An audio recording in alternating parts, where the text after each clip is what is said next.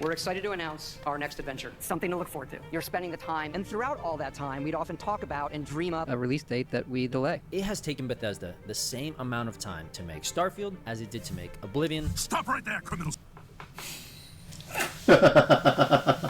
Sorry, that was a really good editing. The fact that people feel like Bethesda has been criminally the antagonist of like the fans, because again it's like on launch it had so many years into development and into like chances to fix problems one at a time that the release of Starfield was really bad. Fallout 3 and Skyrim. Hey, you. Hey, me. These three games are some of the greatest of all time, with Skyrim often being placed in the top 10. At number 1, Skyrim. So what happened? Yeah, what does happen when it comes to modern games taking forever to make? I wonder if it's because of just cost or like the scale of the game, and it might be a chance because of like whenever a new game engine comes out, like Unreal Engine 5 and 4. When Unreal Engine 5 came out, there might be a chance that there was a huge like problem pushing things like that. So who knows? But why does it take so long? Where's all the games? Cyberpunk has actually been delayed again. In 2007 alone, we got Halo 3, Mass Effect, Portal, TF2, BioShock, Super Mario Galaxy. In their defense, like those kind of titles that are coming out, like Uncharted has been using assets from its previous titles. If I understand it correctly, other than the few tweaks and the few improvements of certain games like Super Mario and Uncharted, BioShock, they're constantly using what they're doing. They're using assets from the previous games and polishing it to make it better received in the new title. That's what I'm understanding. So, like, unless I'm wrong, people can tell me if I'm wrong, you know? Uncharted, The Witcher. Holy crap. I didn't even get that out. Not to mention all the great games in 08. We're all looking for that special someone. 09. I'm sensing some history here. And 2010. We will fight for the lost. But then we look at the past few years, and... Introducing the hide and seek. I don't need to have you introduce me to shit. Come on. There's a great game or two in there, but most aren't great. If we were to get just a couple of games like the ones in the late 2000s today, the internet would lose its mind. Oh my god! Woo! Sometimes I wonder if it's just nostalgia. Me idle. But I will probably say it's likely because the old games were using old assets. So the fact that Kingdom Hearts 1 and 2, I believe, unless I'm wrong, like, you know, right? Unless they've changed the way games are made, it's often a lot of copy and pasting, and they improve whatever they pasted into the new game. But again, it really depends. Idolizing the past like so many of us do. But looking at these lists of releases, I think it was better. Every year in the... Wait, what's the list of releases? Nostalgia. Me idolizing the past like so many of us do. But looking at these lists... Okay, let's see. Because Halo Infinite, there were a few problems with Halo Infinite, and that was because of, like, I believe monetization and plot. But Marvel's Galaxy of Guardians was really good. Rifts Apart was really good. Arise was great, good. But also, I don't know the series. But again, like, it's definitely a difference when it comes to like approaches, because bigger titles is going to be a problem. Releases, I think it was better. Every year in the 2000s, studios brought their A game. They had new ideas. Games felt fresh and different. If I wasn't screwing around in a warthog or jumping off buildings into hay bales, I was flying through portals and running around on tiny planets. Every disc was unique, and I couldn't get enough. This really was the golden age, with new worlds and... When you're saying it like that, I'm wondering if it's because people are trying to copy each other, rather than staying in their own lane and exploring what they can do on their own. It's a problem where they're trying to one-up each other, and in doing so, that's where it falls. To explore every month. No wonder I had no money as a teenager. Every minimum wage paycheck I had was spent on games, Xbox Gold, or cool horse armor in Oblivion. Bethesda and so many others were at the top, and we didn't realize how good we had it till it was gone. Sadly, things are quite different now. While there are more options than ever, they aren't coming from the big studios. Between 2003 and 2013, Rockstar released 26 games. But between 2013 and 2023, they released 3, one of which was a remaster collection. Yeah, the remaster probably took... I feel like some remasters shouldn't be.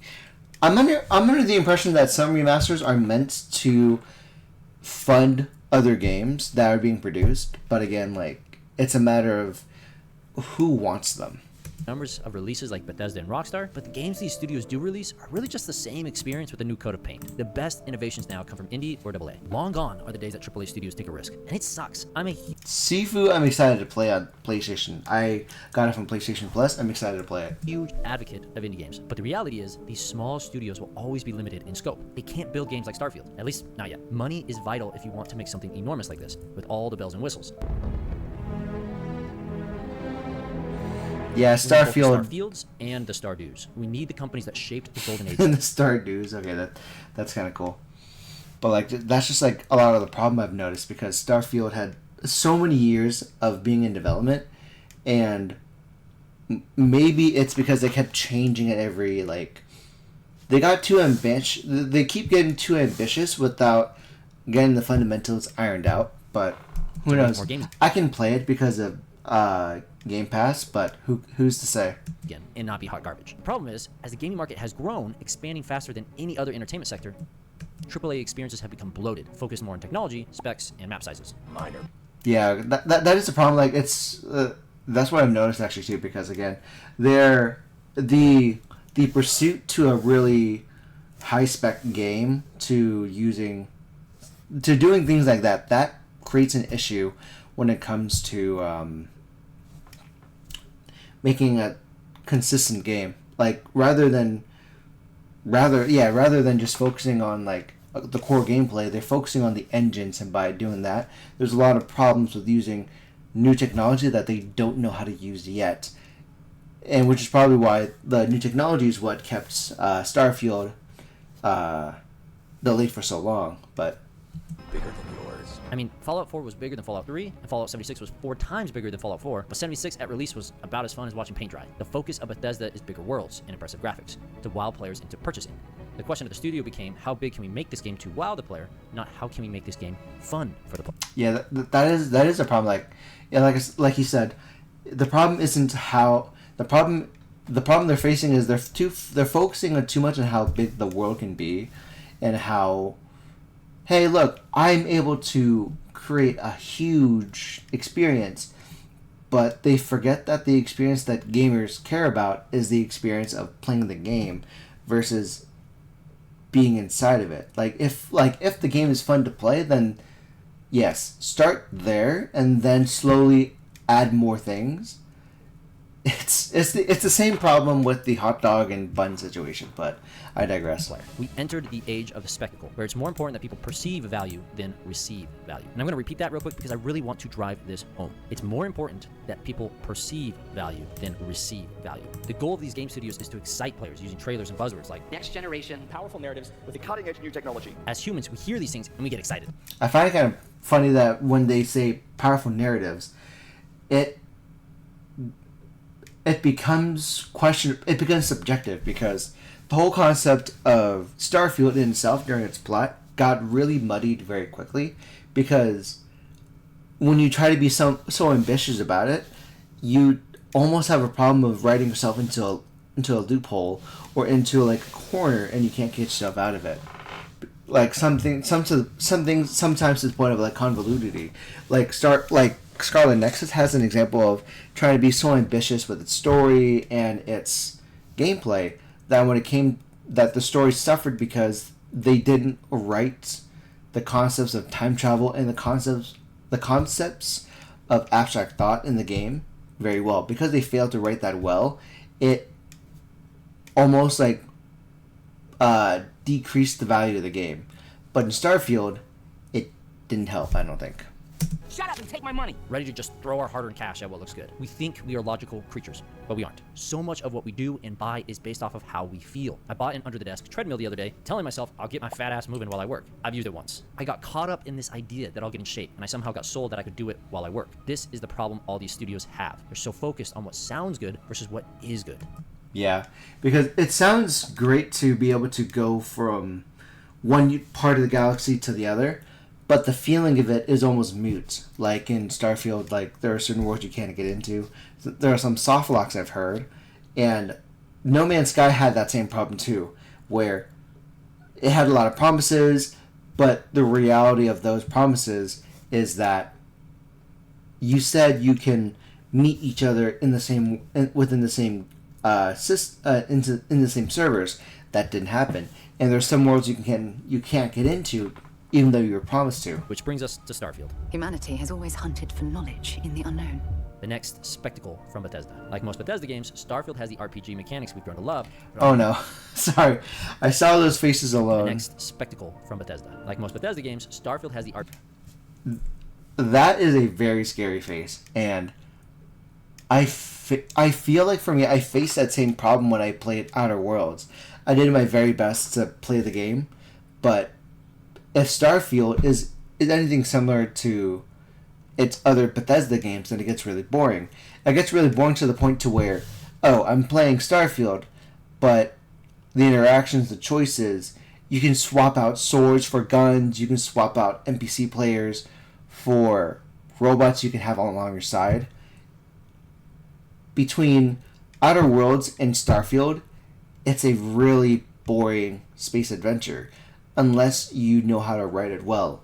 Because when I played, I think Prey, and one I think is Dishonored Bethesda. I can't remember, but they're basically the same game minus swords and witchcraft and magic. And the reason why I couldn't play Death to the Outsider was because your protagonist I didn't feel very attached to when they tried to make Billy so important. But she was on the huge scope of things, she was a minor character to what Dishonored and Dishonored 2 faced. And I feel like that kept me from playing more than an hour inside of Dishonored Death to the Outsider. So when we look at Starfield, how does Starfield make you feel any different from Outer Worlds? And the answer is not much. It's space adventure. You are going to be the one that saves it somehow, but how you get to that point isn't exciting to some people. But again, it depends, and especially this little face doesn't help. RPG mechanics we've grown to love, but on a galactic scale. With thousands of planets to explore, there's an endless amount of indigenous life to discover. Allegedly. This game is absurd. Although Starfield is Bethesda's first new IP in 25 years, Todd Howard described the game as Skyrim in space, hinting at what's really happening. Like Skyrim, Bethesda is trying to make another forever game with Starfield. You see, many people view Skyrim as a masterpiece, a world where players can return again and again, constantly finding new ways to play, from mods to special challenges to other things. But the game became a forever game and is considered a masterpiece, not because of the developers, but because of the community. Skyrim was just like every other Elder Scrolls game. Fun, innovative, and riddled with bugs. Even I don't want to know about this. Jeez. But what made this game so different was that Bethesda unintentionally made it a sandbox, a place for players to build whatever they could imagine in the world of Tamriel. But unlike so many mod-based sandbox games before, That is the thing. Like the sandbox aspect, when it became a sandbox, that wasn't their goal. But when they made, it feels like when they made, unless I'm wrong, I can be wrong. You can tell me if I'm wrong. But when they made Starfield, they made it into the fact that they made Starfield into a sandbox. In a way, it's more sandboxy, and that's where the issue is probably. But I could be wrong. for it, Half-Life, Doom, Portal, this time you had a whole world and cast of characters to mess around with. It's why the game had such an incredible lifespan. I don't see anyone playing Oblivion 50 times, even though I think it has a better story than Skyrim. The reason why people still play this game is because Bethesda accidentally created a forever game. And Todd Howard agrees. 12 years after Skyrim, we're looking at a game that has over 60 million copies, and all these people playing it, they're still playing it. And so we have learned we need to build in from the beginning a game that has this long-term play thought of. So that, hopefully, people are playing Starfield a long time. They caught lightning I in a hope bottle of so. Skyrim, and they want to do the same with Starfield by building all the tools necessary. It's kind of like Minecraft. The game is the perfect stage to tell your story, and Bethesda wants Starfield to be something similar, to be a stage to tell your story in a futuristic space world. But that takes time to develop, lots of time. So the primary focus of Bethesda is no longer creating a story for people to enjoy and move on, but to create a game where you and others can create new experiences. Like Todd said in that same interview, There are people that do want to come to a game, do the main story, and feel that, okay, I've won. I can now do something else. I think that's okay, too. that's okay too that people want to play the game and move on, as Todd says, but that's not the goal of Todd and Bethesda. So Starfield isn't just Bethesda's biggest and latest game, it's their next forever game. And AAA Studios, Yeah, that's the problem. Like when you're, I think that might be the problem. The fact that the goal wasn't to make a concise game, much like how Skyrim is, because Skyrim had A to B and then a lot of side quests that makes it for a forever game. The contents, it's almost like the fact that the problem was their goal to making a forever game is the issue versus their goal to make a good standalone game. now more than ever, want to make forever games. Titles that will last a decade or even two.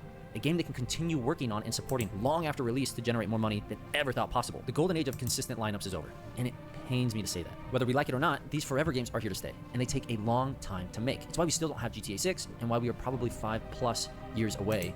But I will say, like, again, we will get GTA 6 in the works, but we won't get an Elder Scrolls 6 because of, like, the laundry list of things. But I think they did say that they are planning on Elder Scrolls 6, but there's something that they want to focus on first completely. To some people, maybe when in the next 10, 15 years, maybe Elder Scrolls, but who's to say? From playing the next Elder Scrolls game, even though it was announced 5 years ago. This is also why Starfield was announced so early in its development. While the team at Bethesda has been passionate about this project for a decade, it's still a new property, and it's likely they needed to test the market and players' reception, carefully gauging how people responded to the trailers and gameplay. They were testing the waters to see if players would spend 10+ years playing it like Skyrim. But perhaps we're letting scope and technology dictate too much. There's an important space for massive, sprawling spectacles that take many years to create, but there's also a space for AAA games that I play through once or twice and move on. I don't need large, sprawling worlds. Give me something small, packed full of interesting people. Give me the linear games of the 2000s that took 2 years to develop and 2 days to complete. Although I'm excited to play Starfield, I can't help but feel nostalgic about a time when games were announced and released in the same year. A time when games didn't take forever to make. This week's indie game highlight is Slime Rancher. Okay. Oh, that's cool. Do you want to play something that is the definition of chill? Yeah, my friends play Slime Ranchers. It's a good game. It's a forever game because of, like, you can collect and you can breed all these slimes. Breeding slime and Slime Rancher is the game for you. The art style is fun and the music is wonderful. I'd highly suggest this game if you're looking for a relaxing experience. And don't forget, if you have any game suggestions for our next video, check out our Discord to determine what game we should feature next. You know what? That's not too bad. That's a good idea. That I do like that. That is from Going Indie. Thank you so much, Going Indie. The link to the video is down below if you don't want me talking over it. But again, the whole concepts behind all these titles is a huge, like, issue. Like the fact of there is now a market for forever games, much like how you play Valheim or Ark or Ark 2 and Power World. These are technically forever games, so where you can get lost into the world and there's always things to find. And when you have the goal of a forever game, that's why modern games take forever to make. And sometimes when they take forever to make, they tend to lose the foundations of a proper good game. So that's hard to say. That's been my perception of the video. I may have understood the video entirely wrong. I may have not understood it, but who knows. Let me know down below if I'm wrong. That's the video. Thanks.